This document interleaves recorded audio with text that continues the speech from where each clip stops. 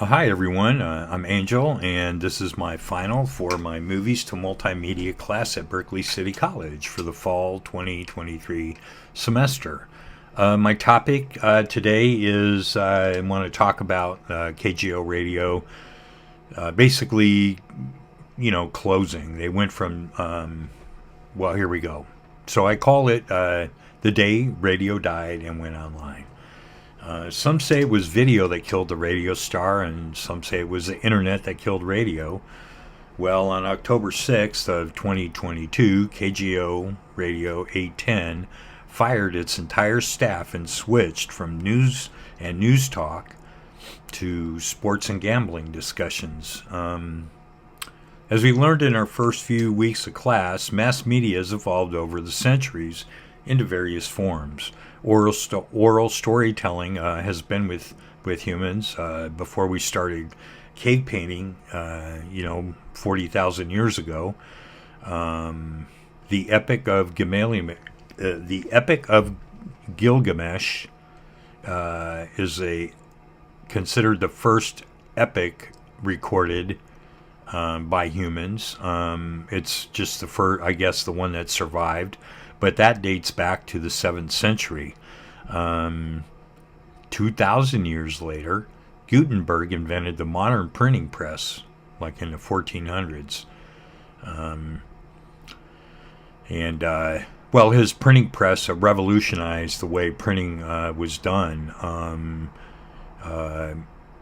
He changed inks so they would last on the plate longer and make more impressions and make more consistent, uniform printing of type and whatnot.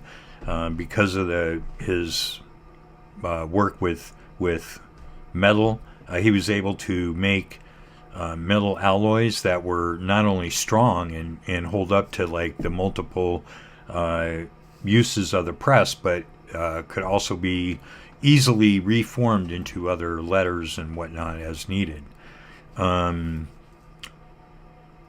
about 400 years after that, around 1864, I believe it was, a guy named James Clerk Maxwell first theorized that electrical magnetic fields travel through space as waves moving at the speed of light, which is radio waves. He theorized about it, wrote a paper about it. A couple of years later, about 4 or 5 years later, a guy named Heinrich Rudolf Hertz, how about that, proved his theories. And then another guy named Marconi actually made practical use of those theories and models of proof, I guess is what you call them anyway.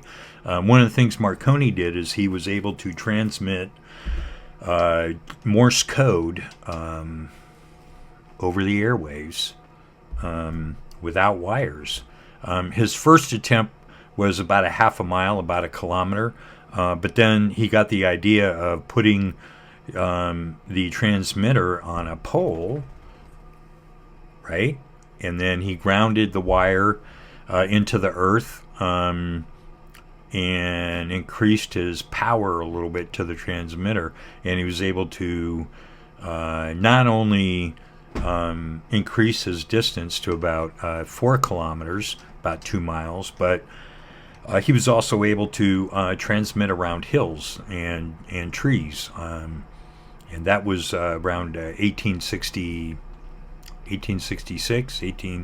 I should have had that pulled up here, but I didn't. So let's see. He did that in about 1894 is when Marconi made his first transmissions.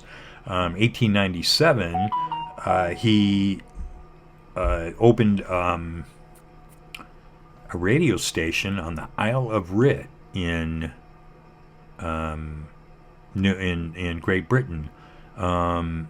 He also established a wireless transmission company in England, and he hired about 60 people, and their task was to build this technology of wireless transmission. Marconi ended up beginning transmission of the first radio station on December 12th, 1901. And the first radio station, I guess, was basically news and information for sailors going across the Atlantic. I think his range was about 200 miles at that time. And then over time, things evolved, and different people got more involved in developing the technology, and various milestones were met along the way. Like 1906 became the first commercial radio transmission, and it was Christmas carols and Bible verses. So let's see. So after Marconi got his antenna going, got his company going, radio, just kind of took off. One constant seems to hold true is media as it changes. The one constant, no matter how it changes, it shapes our understanding of our world and ourselves. This guy, Marshall McLuhan, coined the phrase, the message is the medium. And he's a philosopher and was prominent in the 50s and 60s, talked a lot about human behavior and whatnot around media and how it's shaped and stuff like that. And so one of the things McLuhan, he was not able to actually see the internet coming. He wasn't a Nostradamus, but he was able to forecast how tech can drive human interaction. He kind of predicted that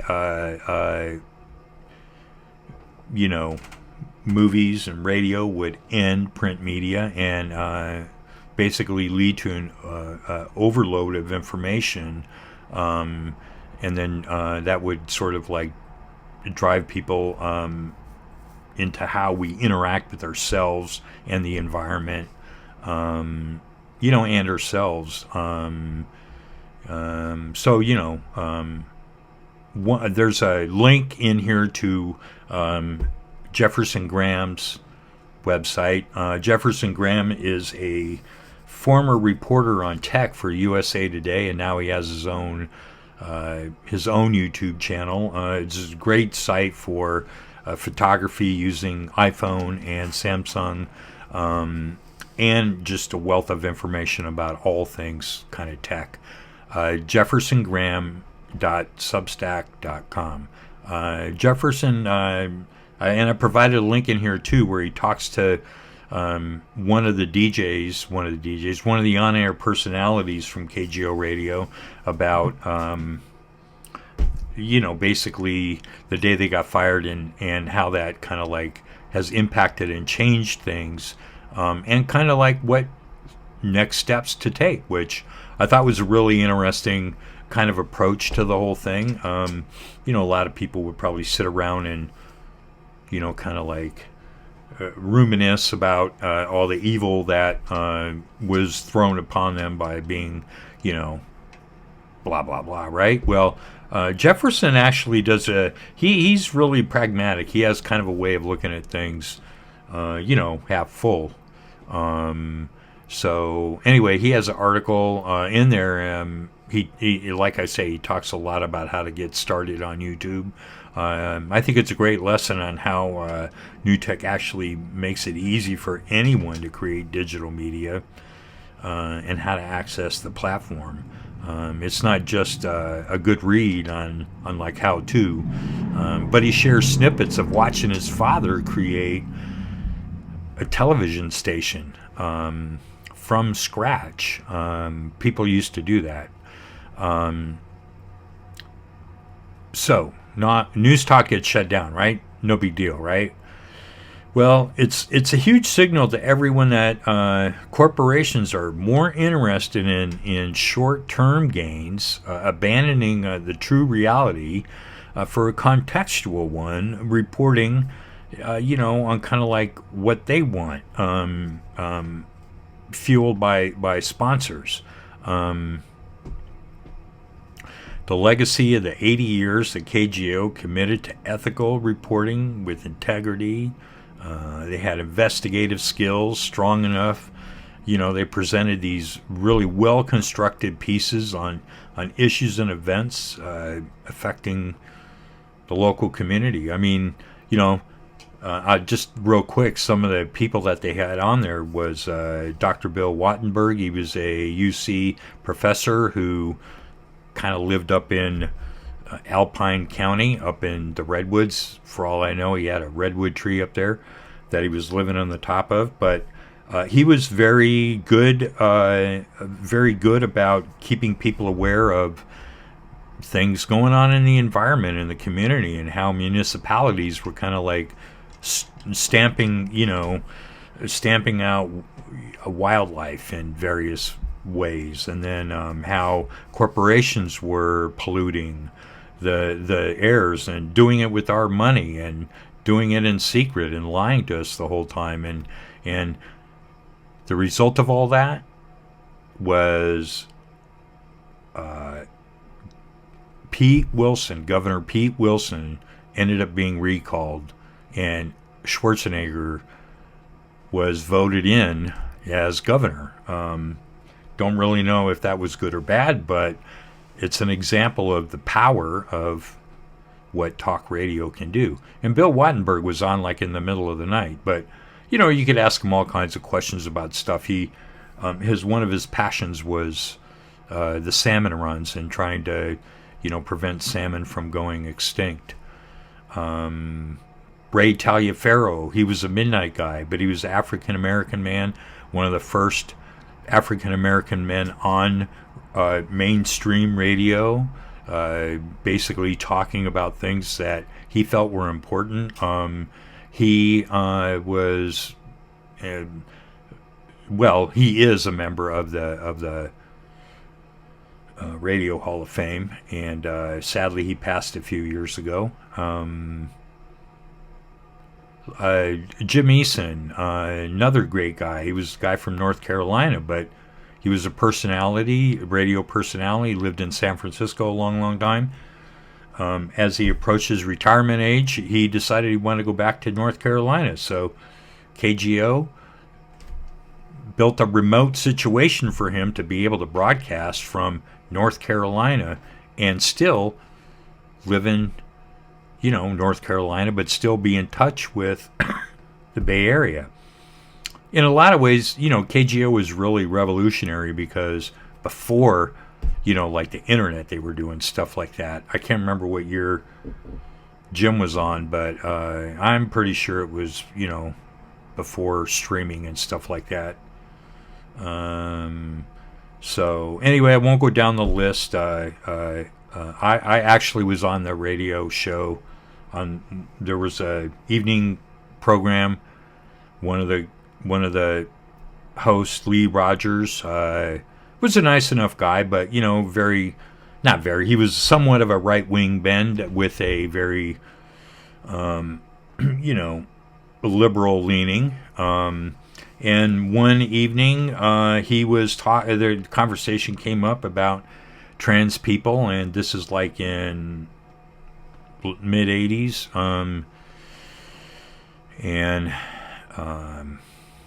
so his challenge to the audience was basically, he said, I don't really know anything about what it's like being trans people. Back then we were called transvestites. So I was a frequent caller of all the shows back then. I was in my 20s, and so I called and took him up on his challenge and was on air and sat through an interview. I found a friend of mine that was basically an activist in the trans community, and the two of us went on. I used to present female. I don't anymore, but back then I did, and so it was kind of like this whole different environment, whole different way of doing things. Um, yeah, so that's kind of my diversion, right? So um, what happened was, these on air guys at KGO really didn't know what the heck to do with themselves. Everybody felt like it was important to keep liberal point of view out there. We all know that there's sort of this dominance of right wing media out there right now, and so it wasn't so much that they're trying to force a point of view. What they're trying to do is just present facts and engagement with people. So Mark Thompson is probably the most well-known person on air at that time, and I've been a fan of his for a long, long time.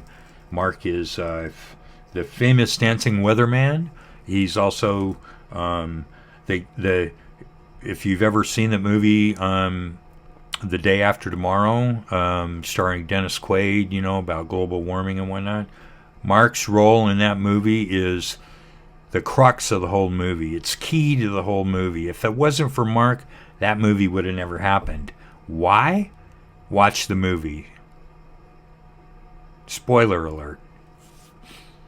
Okay, so the spoiler is Mark's the weatherman in the movie, and he's the guy that goes on TV and says, "Oh my gosh, the weather's bad," or whatever he says. So anyway, okay, back to my piece. So, moving to YouTube, it has a lot of advantages over traditional radio anyway, which seems, I don't know, in my opinion, it seemed to really increase engagement, at least for me, and I've noticed too with other people. I don't know how many people used to listen to the on-air stuff, but, I would listen a lot, and but I would rarely call in or rarely kind of like sit and really like pay attention 100% to content. It would be on the back burner, driving, working, whatever, So YouTube, you get audio, you get video, you can put clips in, you can show people doing crazy stuff in their backyard, Mentos and Coke bottles, whatever you want to do. And you can combine all that stuff just like we're doing here, right? One of the biggest complaints people had about on-air radio is spent listening to advertisers, right? Well, in the UK, about 30% of your time is listening to advertisers, 30% of an hour. In the U.S., it's around 26%. So a little bit less, but still that's a lot, right? Advertisers, they've been trying to influence what goes on in the news for a long time. For the most part, they're not too successful, but as of late, it seems like they really have been. I think Fox is a good example. I mentioned it once before in class. Murdoch bought Fox, and he needed it to make money, right? All parts of it. Well, that's when you had the Tracy Ullman show, you had Married with Children, you had Simpsons, you had, you name them, right? You had Fox News, you had Fox Sports. Well, Murdoch had a little bit of money, and the timing was right for a couple of different things, and Murdoch ended up grabbing the NFL game broadcasting from, was it NBC? I think it was NBC, which was a big coup at the time. And, he used it as a tool to get people to watch the content, the Fox News and the other stuff. And I love Married with Children, so I was on it.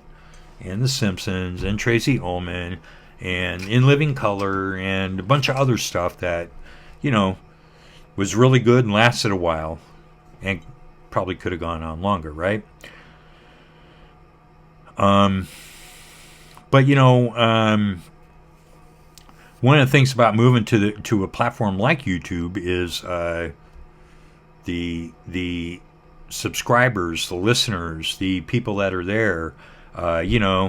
We're funding it. I'm giving the guy $10 a month. I'm giving a couple other people $10 a month too, because I thought about it in a lot of ways, and for me, that's where I want to put my media dollars. I like NPR, but NPR is big, and they get a lot of money from a lot of foundations. I think it's important to support, these sort of like, I wouldn't call them pirate radios, but in a lot of ways, it really is sort of like pirate radio. You're going up against a corporation, you're going up against this kind of like, false narrative, that the big networks, are the only ones that can really know and get in there and know the truth. But if you watch I'm just saying, like Mark Thompson's a great example. That over the years, the relationships he's built up with people is amazing. He's got such a great lineup of people. He's got a former federal prosecutor, David Katz, who's now a defense attorney, on Weekly, talking about not just the Trump stuff, but there's other stuff that goes on in the news, right? There was a whole, there's just other stuff. He's got this guy, Michael Shore, who is a reporter that is with the Young Turks. And Michael Shore goes, right now, his main assignments with the Young Turks is going out and interviewing Trump supporters at Trump rallies. He had another guy on there, Jim Alva, who is now an investigative reporter down in San Diego on I forget what station it is down there, ABC affiliate. However, Jim was with ABC for a super long time. He was a senior, I believe he was a senior White House, senior foreign, he was a senior correspondent, I can't remember which one. And after that, he wrote an article for a super long time. His father was a news director, I believe it was NBC, ABC. Anyway, he was a news director. His father started out as a janitor at the station and ended up being news, like CEO of the news department. I tried to find the link to that particular piece, but I couldn't. If you want to dig around Mark's channel on YouTube, you can find it. So, basically, just to kind of like sum up this whole thing, in a world that commodifies data collection, continuously surveils individuals, and unethically manipulates facts and truth, it's incumbent upon each one of us to find a medium to stay informed of actual events locally and globally, wherever you want to reach out to, and find ways to stay connected to people. It's just really important. So in the description, I'm going to list all my sources here, and I hope you find some of them fun. I hope you find some of them entertaining and educational as well. Thank you. Had a great time in the class. And if anybody's interested in, learning more about movies to multimedia, Berkeley City College has an excellent program, excellent multimedia program. It's founded by a social justice advocate. And one of the cool things about all of our multimedia classes is every semester we have one project that is basically a social media piece. And so, it's great because that in itself is a way for us as individuals to really kind of like look at how we engage with the outside world, with other people. And okay, so I had to cut a lot of gibberish there at the end because I don't know how to shut up sometimes. So I'm just going to kind of like call it quits here, and thank everybody that took the time to listen to this. Thank you very much. If you want to see some of the work I've done at Berkeley City College, I got a link in the description. It also, in there you'll see some of the social media pieces I've done if you're interested. And there's also a link to Berkeley City College Instagram page. And don't forget, Berkeley City College has free classes, so check it out. Go to the website. Thanks for watching, everybody.